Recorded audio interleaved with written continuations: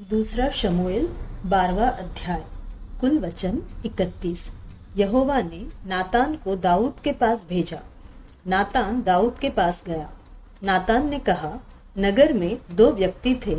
एक व्यक्ति धनी था किंतु दूसरा गरीब था। धनी आदमी के पास बहुत अधिक भेड़े और पशु थे, किंतु गरीब आदमी के पास एक छोटे मादा मेमने के अतिरिक्त जिसे उसने खरीदा था कुछ न था। गरीब आदमी उस मेमने को खिलाता था। यह मेमना उस गरीब आदमी के भोजन में से खाता था और उसके प्याले में से पानी पीता था। मेमना गरीब आदमी की छाती से लग कर सोता था। मेमना उस व्यक्ति की पुत्री के समान था। तब एक यात्री धनी व्यक्ति से मिलने के लिए वहां आया। धनी व्यक्ति यात्री को भोजन देना चाहता था, किंतु धनी व्यक्ति अपनी भेड़ या अपने पशु में से किसी को यात्री को खिलाने के लिए नहीं लेना चाहता था। उस धनी व्यक्ति ने उस गरीब से उसका मेमना ले लिया। धनी व्यक्ति ने उसके मेमने को मार डाला और अपने अतिथि के लिए उसे पकाया। दाऊद धनी आदमी पर बहुत क्रोधित हुआ। उसने नातान से कहा, यहोवा शाश्वत है, निश्चय जिस व्यक्ति ने यह किया वह मरेगा।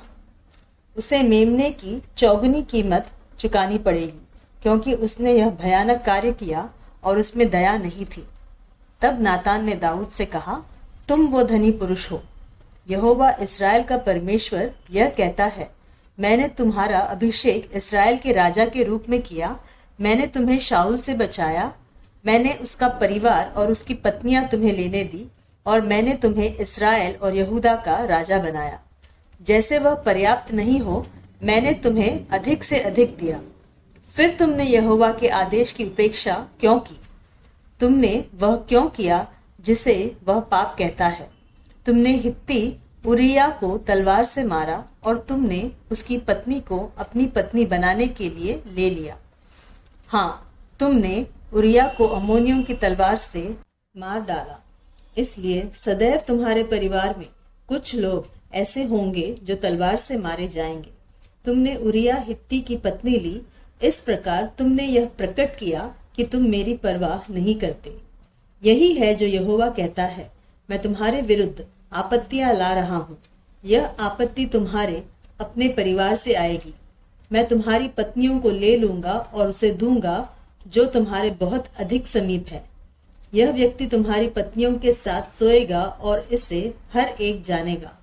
तुम बतशेबा के साथ गुप्त रूप में सोए, किंतु मैं यह करूंगा जिससे इस्राएल के सारे लोग इसे देख सके। तब दाऊद ने नातान से कहा, मैंने यहोवा के विरुद्ध पाप किया है। नातान ने दाऊद से कहा, यहोवा तुम्हें क्षमा कर देगा, यहाँ तक कि इस पाप के लिए भी तुम मरोगे नहीं। किंतु इस पाप को जो तुमने किया है, उससे यहोवा के शत्रुओं ने यहोवा का सम्मान करना छोड़ दिया है। अतः इस कारण जो तुम्हारा पुत्र उत्पन्न हुआ है मर जाएगा। तब नातान अपने घर गया और यहोवा ने दाऊद और उरिया की पत्नी से जो पुत्र उत्पन्न हुआ था उसे बहुत बीमार कर दिया। दाऊद ने बच्चे के लिए परमेश्वर से प्रार्थना की। दाऊद ने खाना पीना बंद कर दिया। वह अपने घर में गया और उसमें ठहरा रहा। वह रात भर भूमि पर लेटा रहा। दाऊद के परिवार के प्रमुख आए और उन्होंने उसे भूमि से उठाने का प्रयत्न किया, किंतु दाऊद ने उठना अस्वीकार किया। उसने इन प्रमुखों के साथ खाना खाने से भी इनकार कर दिया। 7वें दिन बच्चा मर गया। दाऊद के सेवक दाऊद से यह कहने से डरते थे कि बच्चा मर गया। उन्होंने कहा, देखो, हम लोगों ने दाऊद से उस समय बात करने का प्रयत्न किया जब बच्चा जीवित था, किंतु उसने हम लोगों की बात सुनने से इनकार कर दिया। यदि हम दाऊद से कहेंगे कि बच्चा मर गया, तो हो सकता है वह अपने को कुछ हानि कर ले। किंतु दाऊद ने अपने सेवकों को कानाफूसी करते देखा। तब उसने समझ लिया कि बच्चा मर गया। इसलिए दाऊद ने अपने सेवकों से पूछा, क्या बच्चा मर गया? सेवकों ने उत्तर दिया, हाँ, वह मर गया। दाऊद फर्श से उठा, वह नहाया, उसने अपने वस्त्र बदले और तैयार हुआ। तब वह यहोवा के गृह में उपासना करने गया। तब वह घर गया और कुछ खाने को मांगा। उसके सेवकों ने उसे कुछ खाना दिया और उसने खाया। दाऊद के नौकरों ने उससे कहा, आप यह क्यों कर रहे हैं? जब बच्चा जीवित था तब आपने खाने से इनकार किया, आप रोए, किंतु जब बच्चा मर गया तब आप उठे और आपने भोजन किया। दाऊद ने कहा, जब बच्चा जीवित रहा मैंने भोजन करना अस्वीकार किया और मैं रोया, क्योंकि मैंने सोचा, कौन जानता है, संभव है यहोवा मेरे लिए दुखी हो और बच्चे को जीवित रहने दे, किंतु अब बच्चा मर गया, इसलिए मैं अब खाने से क्यों इनकार करूं? क्या मैं बच्चे को फिर जीवित कर सकता हूं? नहीं, किसी दिन मैं उसके पास जाऊंगा, किंतु वह मेरे पास लौटकर नहीं आ सकता। तब दाऊद ने अपनी पत्नी बत्शेबा को सांत्वना दी, वह उसके साथ सोया और उसके साथ शारीरिक संबंध किया। बत्शेबा फिर गर्भवती हुई, उसका दूसरा पुत्र हुआ। दाऊद ने उस लड़के का नाम सुलेमान रखा। यहोवा सुलेमान से प्रेम करता था। यहोवा ने नबी नातान द्वारा संदेश भेजा। नातान ने सुलेमान का नाम यदीदिया रखा। नातान ने यह यहोवा के लिए किया। रब्बा नगर अम्मोनियों की राजधानी थी। योआब रब्बा के विरुद्ध में लड़ा, उसने नगर को ले लिया। योआब ने दाऊद के पास दूत भेजा और कहा, मैंने रब्बा के विरुद्ध युद्ध किया है, मैंने जल के नगर को जीत लिया है।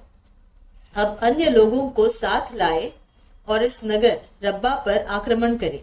इस नगर पर अधिकार कर लो, इसके पहले कि मैं इस पर अधिकार करूं। यदि इस नगर पर मैं अधिकार करता हूं तो उस नगर का नाम मेरे नाम पर होगा। तब दाऊद ने सभी लोगों को इकट्ठा किया और रब्बा को गया। वह रब्बा के विरुद्ध लड़ा और नगर पर उसने अधिकार कर लिया।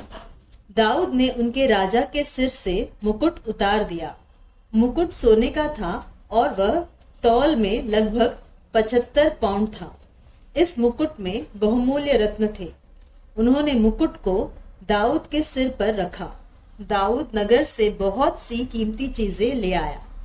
दाऊद रब्बा नगर से भी लोगों को बाहर लाया। दाऊद ने उन्हें आरे, लोहे की गैती और कुल्हाड़ियों से काम करवाया। उसने इन्हें ईंटों से निर्माण करने के लिए भी विवश किया। दाऊद ने वही व्यवहार सभी अम्मोनी नगरों के साथ किया। तब दाऊद और उसकी सारी सेना यरूशलेम लौट गई।